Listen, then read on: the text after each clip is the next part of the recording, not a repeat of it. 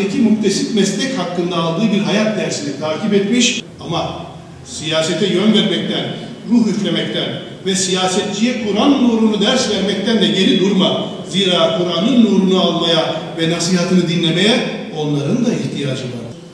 Bediüzzaman'ın dostlarına, Bediüzzaman'a kardeş olmak yakışır. Bediüzzaman'ın kardeşlerine, Bediüzzaman'a talebe olmak yakışır. Bu da ancak kalplerimizi onun mirası olan Risale-i Nur'a açmakla ve onu ön yargısız biçimde okuyup anlamak ve tatbik etmek de mümkündür. Biçimde okuyup anlamak ve tatbik etmek de mümkündür. İnşallah yanlış anlaşılmamıştır. Bir sürçülisanım olduysa peşinen kabul edilir.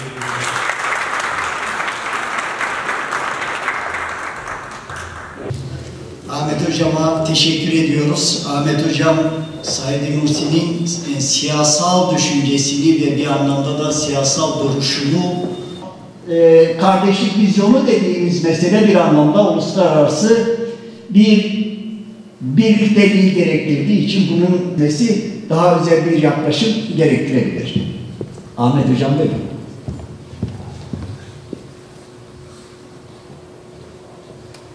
Kanaatimce unutulacak değil, öncelikle anılacak isimlerden birisidir Bediüzzaman Said Nursi. Bu Bediüzzaman kültüne katkı yapma anlamını taşıyan bir şey değil. Çünkü İstanbul gibi bir merkezde, İngiliz işgali altında olan bir yerde Fütuhat-ı Sitte gibi bir eser yazmak, işgalcilerin işgali meşrulaştırmaya dönük bütün propagandalarını açığa çıkarmak ve sürekli takip altında yaşamak hiç şüphesiz çok da küçümsenecek bir şey değildir. Dahası Anadolu'da ortaya çıkan hareketle meşruiyet kazandıran fetvaların altına imza atmak da hakeza yine İstanbul'da yaşarken gerçekleştirilen bir durumdur. Ahmet Yıldız Hocam'a yürekten teşekkür ediyoruz. Hocama tabii soru faslında belki tekrar ele alabilecek bazı sorularım olacak. Bir tanesi efendim üniversiteler bir sonraki adımın adeta devrimci yuvalarıydı.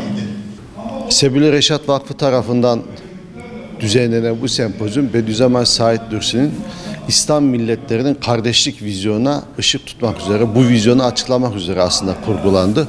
Birbirinden değerli akademisyenler, araştırmacılar, yazarlar, siyasetçiler gelip burada Bediüzzaman Said Nursi bu topluma ne anlatmak istemiş, özellikle İslam kardeşliği konusunda neler söylemiş. Bilindiği gibi bizim toplumda iki temel sorun var. Bir, ırkçılık, iki, eğitim sorunu.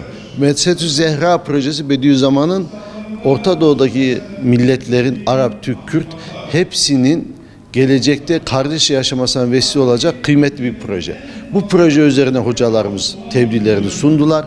Bir de bu bizim menfi milliyetçilik dediğimiz Risale-i Nur'da Bediüzzaman'ın söylediği, yani başka milletleri yutmakla beslenen ırkçılık, milliyetçilik anlayışı yerine aslında İslamiyet'in de çok normal gördü. Yani insan kendisinin ailesini sever, vatanını sever, milletini sever, kendi ırkını da sever. Bu normaldir. Ama bunu başkasını yiyip yutup besleyecek, inkar edecek bir derecede olmaması gerektiğini söyledi İslamiyet. Bediüzzaman da bunu formüle etmiş. Bu Sebil Reşat çatısı altında yapmamın sebebi, biliyorsunuz Sebil Reşat Mehmet Akif Ersoy milli şairimizin dergisi ve bu dergi her zaman bu toplumun çimentosu görevini görmüş. Birlik ve beraberlik içerisinde birçok zaferler kazanmasına vesile olmuş. Ta İstiklal Harbi'nden başlamak üzere.